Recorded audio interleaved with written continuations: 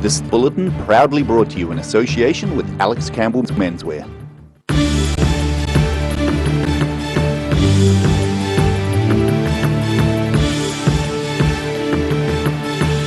Tonight on the South Today, winter hit pretty hard in many places around the south, with snow falling, closing several roads. A couple of young athletes were put to the test in the Otago Museum's tropical forest to see how high humidity affects the ability to cool down. And an Invercargill family is hoping to track down a family heirloom.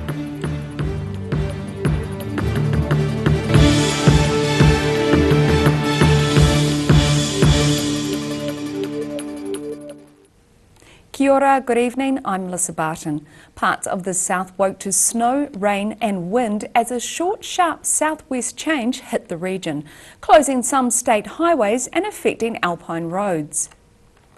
Snow made roads very slushy in higher areas such as the area of Hillyend near Balclutha, seen here in this footage. Elsewhere, the Crown Range Road was closed by snow with contractors working this morning to get it cleared. Snow also fell in Dunedin's hill suburbs and on the northern motorway, but did not cause any disruption to morning traffic. A woman was taken to Southland Hospital with moderate injuries after a bus rolled at around 8:30 a.m. near Glenham. No passengers were on board at the time of the accident. Conditions are expected to clear tomorrow with a mild and sunny weekend forecast for Otago and Southland. A Te Anau farmer accused of slashing and burning down 800 hectares of native forest has been served with an interim court order to stop. The Southland District Council says Peter Charteris has caused irreparable damage to flora and fauna when he cleared a manuka in 2015. The council says he was given multiple warnings about needing a resource consent to clear trees older than 20 years. Charteris denies doing anything wrong and plans to oppose a permanent court order the council is applying for. Te Anau Downs Station, nestled against Fiordland National Park, has been farmed by his family for more than 100 years. Experts fear the clearing will allow sediment to run into Lake Te Anau and spread weeds into the national park. Two youngsters got a chance to experience what it will be like as an athlete in Japan next year by riding exercycles in Dunedin's tropical forest. University of Otago researchers are saying conditions are likely to be so humid in Tokyo that the welfare of some athletes may be compromised. A couple of Dunedin school pupils were invited to put their all into riding exercycles in the Otago Museum's tropical forest, which has about the same high humidity as Tokyo will have during next year's Olympics. University of Otago researcher Travis Gibbons says the human body normally gets rid of excess heat by sweating, but high humidity prevents that from happening. It kind of depends on the event that you're doing. If you're doing a long event like a marathon or speed walking or something like that, the temperature will start to impair your performance. And more than the temperature, it's the humidity. Your ability to offload the heat becomes impaired, so you start to store a lot of heat in your body, and that's not a good thing. It's pretty hard. The sweat really tickles.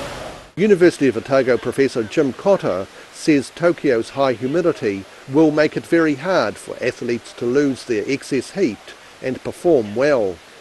So the temperature's not extreme. It won't necessarily be worse than China. It won't be worse than Athens, Rio de Janeiro, but the humidity will.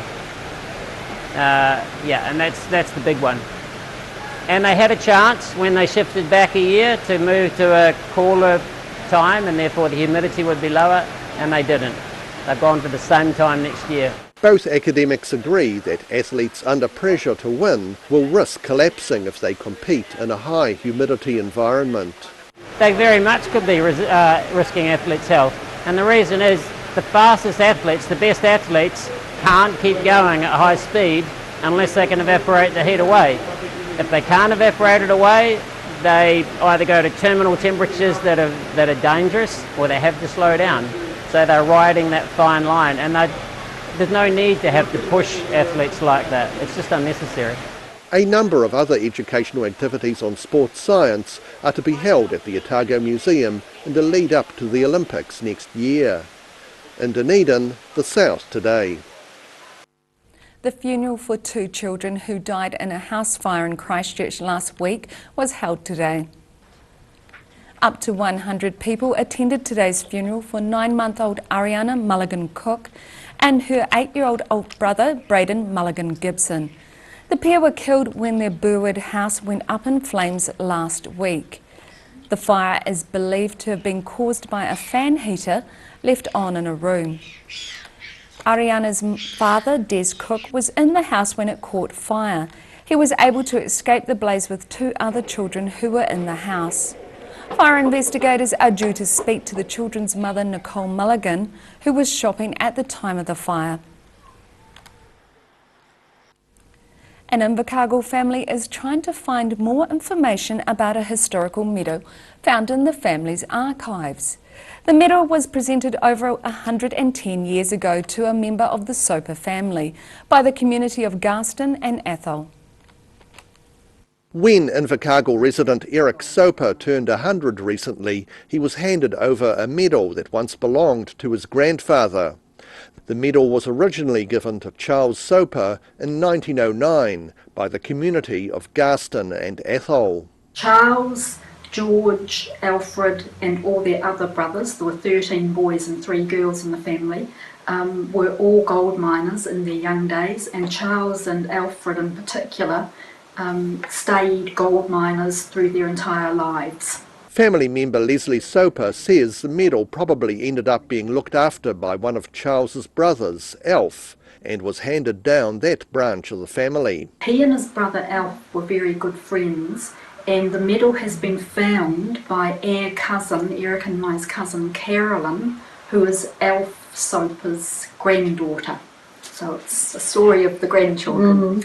Now the medal's back with Charles's closest direct descendant, and the Soper family are keen to find out more information on the medal's background. We are very interested if anybody in the Garston Athol area or anywhere in Northern Southland knows anything about this medal, why it was given, exactly who it was given by. So that's part of, we'd like to know if anybody knows a little bit more about the history. A detailed history of the Soper family, entitled Live and Let Live, was first published in 1980 and updated in 2011. In Invercargill, the South Today. Still to come on the South Today, a large group of senior citizens go to the pub for the first time since lockdown, and we have another instalment of Football Chat, so see you after the break.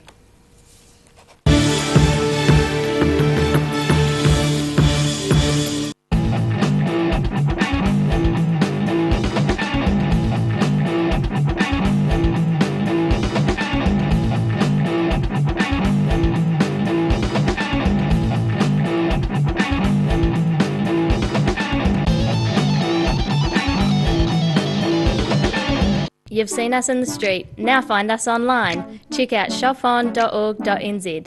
We have all sorts of treasures, from retro and vintage clothing to antiques, homewares and accessories. New items added every week. We're open 24/7. Hi, Lindsay Campbell. We're back in Invercargill again. We're here for a month. We've got a men's fashion clearance at up to 70% off. We're right beside the motorcycle Mecca. Check them out too. Jackets, lovely knitwear, scarves, hats, you name it, we'll keep you warm. Come and see us at the Menswear Fashion Clearance pop-up. Every reason, every season, we're proud to dress the region.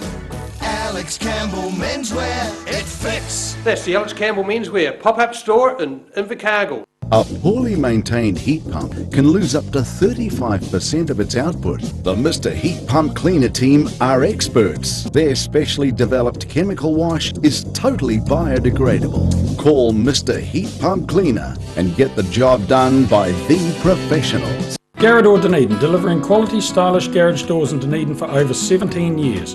New doors, replacement doors and maintenance are all part of Garrador's quality service. Garrador Dunedin offers a full range of modern quality doors to suit any home. Come visit the team. Wrens are Otago's painting, tiling and plastering experts. Offering a free measure and quote, Wrens is a name you can trust to get the job done right. Call Wrens today on 477 9384 or visit wrens.co.nz. If you're at risk of developing melanoma skin cancer, you owe it to yourself to have a mole map. Mole map is coming to your area. Phone today to make an appointment. It could save your life.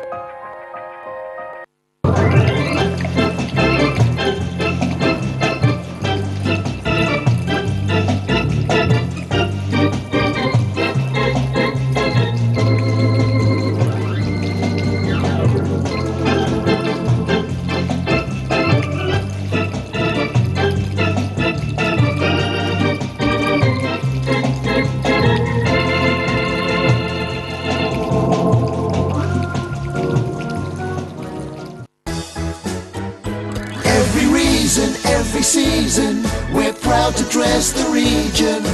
Alex Campbell Menswear, it fits. Do you know Youth Grow in North East Valley? It's an awesome plant nursery where young people can work and learn life skills. You can now order your vegetable seedlings, herbs, bulbs and shrubs over the phone or by email. Either pick up your order on Norwood Street in North East Valley or they can deliver to you. Look for Youth Grow Garden Centre on Facebook or visit youthgrow.org.nz. Happy gardening! Heaven Sent Pet Cremations knows that losing a pet is like losing a family member, and we have many special ways for you to keep their memory dear to your heart. From caskets, remembrance pendants to remembrance fairs. Call Heaven Sent Pet Cremations today.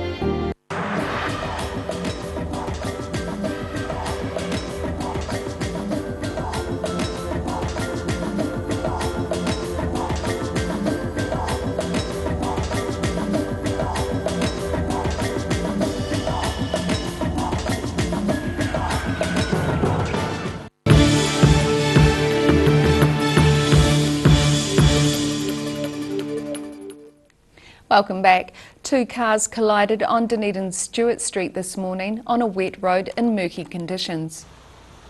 Police were called to the scene near the intersection with York Place around 9 a.m. this morning. A St John's spokesman says an ambulance was initially called but stood down as it was not needed, due to no one being injured. All 32 residents of Dunedin's Glendale retirement home got to taste freedom for the first time in 4 months. Following the COVID-19 lockdown, they escaped to a local restaurant for lunch yesterday. South Dunedin's Rope and Twine restaurant was overrun yesterday by elderly folk enjoying the first taste of freedom after 4 months of isolation due to COVID-19 concerns. Today we've escaped, the great big E word, we've escaped to celebrate that we all survived lockdown and we're all fit and alive and well and doing exciting things. The lunchtime gathering of all 32 residents plus 10 staff coincided with upgrading of some kitchen equipment at their rest home.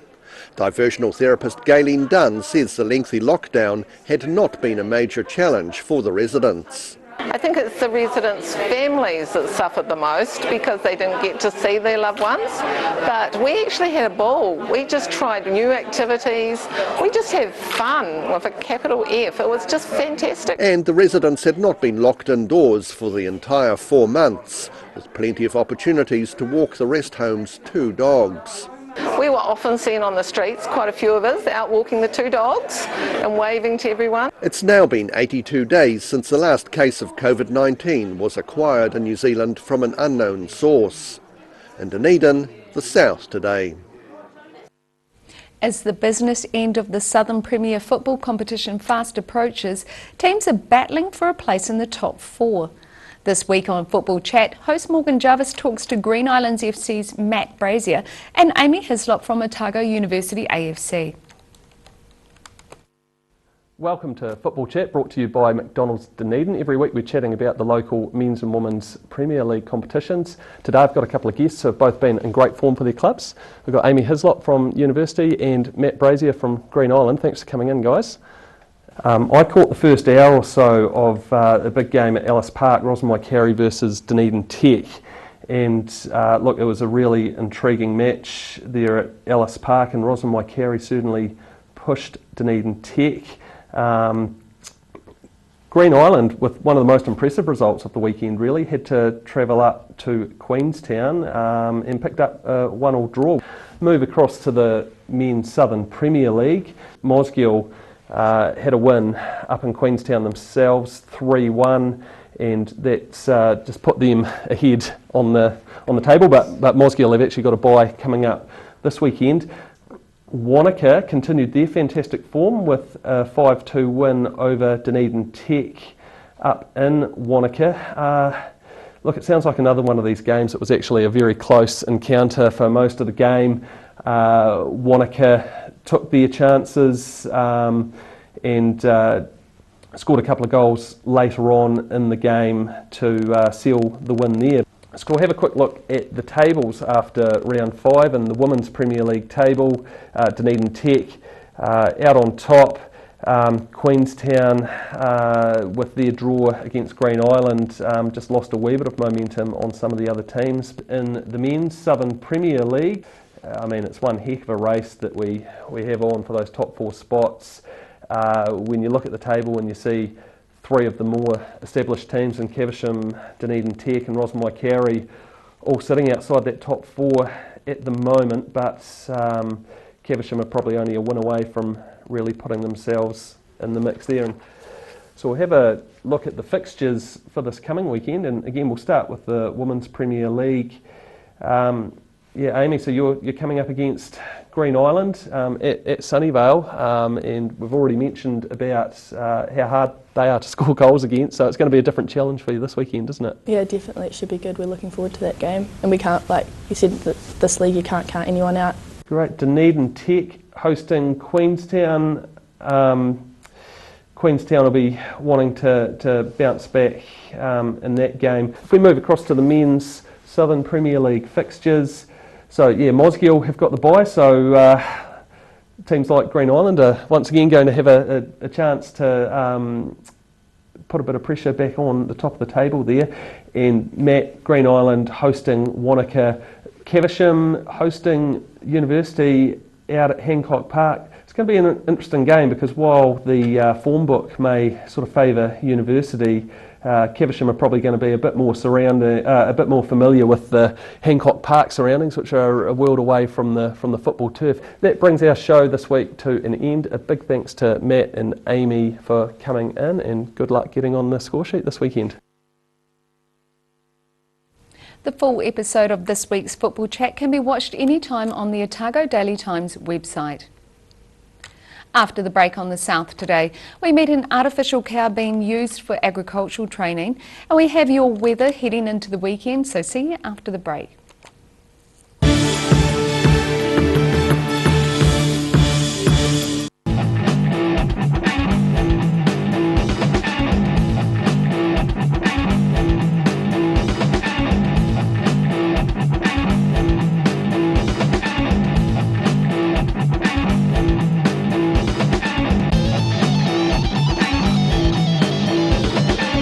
Heaven Sent Pet Cremations knows that losing a pet is like losing a family member, and we have many special ways for you to keep their memory dear to your heart. From caskets, remembrance pendants to remembrance spheres. Call Heaven Sent Pet Cremations today. Hi, Lindsay Campbell. We're back in Invercargill again. We're here for a month. We've got a men's fashion clearance and up to 70% off. We're right beside the motorcycle maker. Check them out too. Jackets, lovely knitwear, scarves, hats, you name it, we'll keep you warm. Come and see us at the Menswear Fashion Clearance pop-up. Every reason, every season, we're proud to dress the region. Alex Campbell Menswear, it fits. That's the Alex Campbell Menswear pop-up store in Invercargill. Garrador Dunedin, delivering quality, stylish garage doors in Dunedin for over 17 years. New doors, replacement doors and maintenance are all part of Garrador's quality service. Garrador Dunedin offers a full range of modern quality doors to suit any home. Come visit the team. Do you know Youth Grow in North East Valley? It's an awesome plant nursery where young people can work and learn life skills. You can now order your vegetable seedlings, herbs, bulbs and shrubs over the phone or by email. Either pick up your order on Norwood Street in North East Valley or they can deliver to you. Look for Youth Grow Garden Centre on Facebook or visit youthgrow.org.nz. Happy gardening!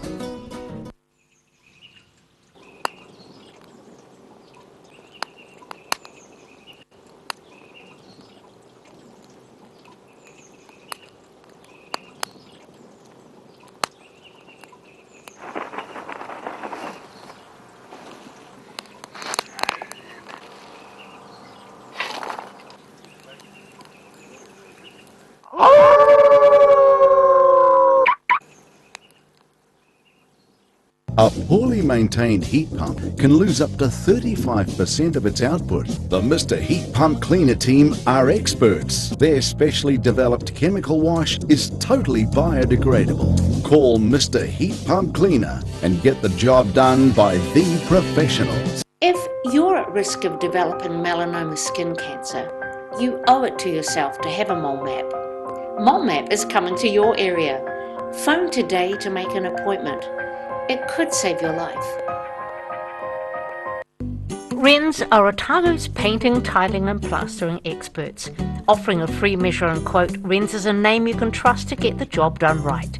Call Wrens today on 477 9384 or visit wrens.co.nz. Step into Shop on Carol and discover a shop full of treasures. We have a fantastic range of vintage and retro clothes, upmarket clothing labels, collectible items, beautiful jewellery, quality linen and the best range of vintage haberdashery. بسم الله الرحمن الرحيم المؤمن المهيمن العزيز الجبار المتكبر.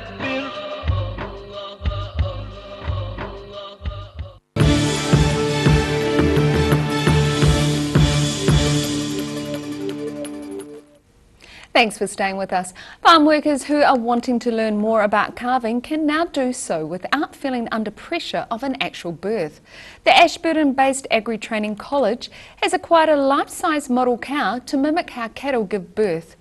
And a word of warning to our viewers, this does show a birth simulation. Named Matilda, this life-size model of a cow is allowing dairy workers around Canterbury to learn the skills of birthing calves without being under pressure of an actual birth in the field. We have a calf inside this cow that we can present, and people can come and have a go and use the skills of others that they have working on farms, so that they can work out what is their policy on farm for calving, when to call a vet, and understand the difficult positions that a calf can be in and how to overcome those. Housed at the Agri Training School on the former Winchmore Research Station near Ashburton, Matilda's plastic uterus and simulated amniotic fluids create an experience that training advisor Warren Cotterill says is very lifelike. When you put your hand inside and you feel the presentation of a calf, and what the actual process of birthing is just incredibly real. You can set her in all sorts of positions, and it really does give you a realistic expectation of what it is like to calve a cow and how to overcome problems. Cotterill says not only will all their agricultural students learn about calving with Matilda, but the public are also welcome to contact the Agri Training College and have a go. Anyone can come and have a go. It's absolutely it's free to come and have a go and try and see how they go at actually calving a real calf. Matilda will be available for the public to practice on throughout August. In Ashburton, the South Today. And now recapping tonight's top stories on the South Today. Winter hit pretty hard in many places around the south, with snow falling closing several roads. A couple of young athletes were put to the test in the Otago Museum's tropical forest to see how high humidity affects the ability to cool down. And an Invercargill family is hoping to track down a family heirloom.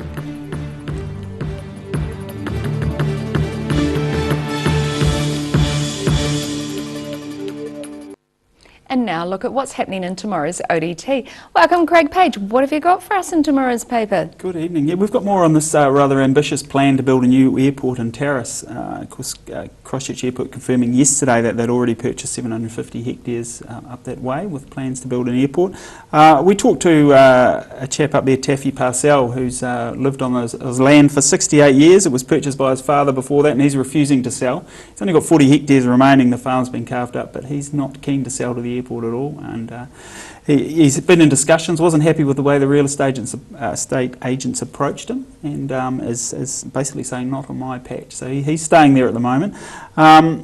it's interesting, Christchurch Airport's going through next week to have discussions with residents that they sort of jumped the gun with the story without consulting in advance. So there's going to be a meeting next Tuesday, so Taffy's going to be along at that and let them know his feelings as well. The airport said they don't need his land. They've got all they need for what they want to do at the moment, but would be happy to have discussions with him. So yeah, it's going to be one of those stories that keeps going over coming months and years, I suspect. Sounds a bit David and Goliath, actually. Yeah, it certainly does. I mean, it's such a quiet area, so yeah, we'll see what happens on that front. Another interesting story out of the ORC, revealing today that they've spent almost $7 million on consultants and lawyers' fees in the past 11 months. So I'm sure there's many ratepayers that will look at that figure and be a bit surprised. I think there'll be irate ratepayers after that. Yeah, a couple of the councillors as well have, yeah, they were pretty staggered by those figures and have asked for a bit of a please explain on where it's come from. The ORC said they are going to look to hire more staff, which will help cut back on those figures, but a lot of the stuff they're dealing with is really specialised and they require consultants, so they're going to have to continue to employ those. It's particularly with the water issues at the forefront at the moment, a lot of debate to happen there. Sport, we've got a lift out tomorrow, so plenty of club sport in that. But a story of concern about the pressure on Otago rugby referees at the moment. There's always a shortage of referees, and this year's no different. They're having to have referees officiate in 2 games in some instances, just so you know, games have referees. We're helped by Premier Rugby players. They've got a bye this season, so they're throwing some players out there to help in some of these lower games, but real pressure. And there's also reports of some bad behaviour towards referees, and they've singled out Premier Schools Rugby as well, with coaching staff having a bit of a crack at referees at the moment. So not great, and really they just need to remember it's a game and it's kids playing as well, so pull your heads in. Yeah, definitely. Pull your heads in, leave the referees alone. And now it's time for a look at the weather. Tonight's weather proudly brought to you by Mole Map. Starting with the city view inside the former Wilson parking building, looking like a film set.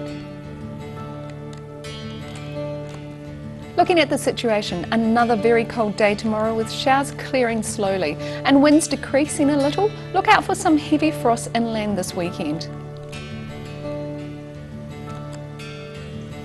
Starting off at the northwest of the South Island, Greymouth and Westport are looking at mostly cloudy skies and 10 degrees.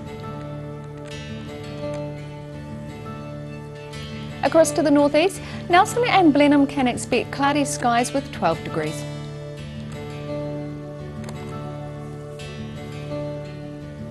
Moving down to Canterbury, it will be cloudy for some places. Kaikoura, Christchurch and Ashburton should all reach a high of 11.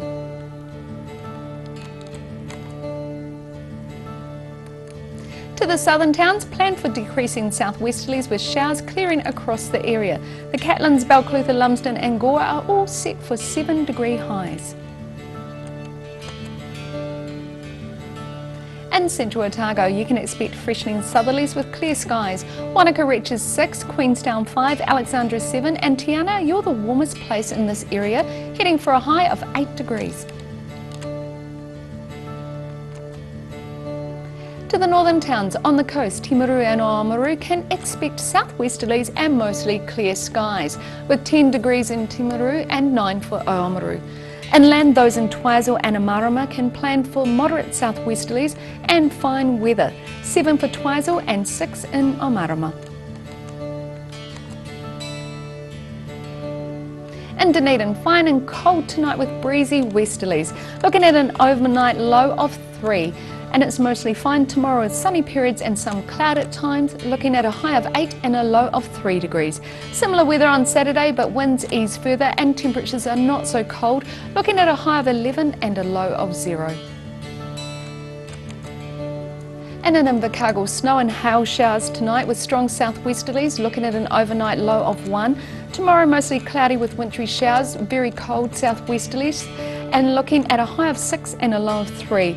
Cloud breaking on Saturday with sunny periods increasing and cold southwesterlies decreasing, a high of 9 and a low of -1. And that's all from us. Good night.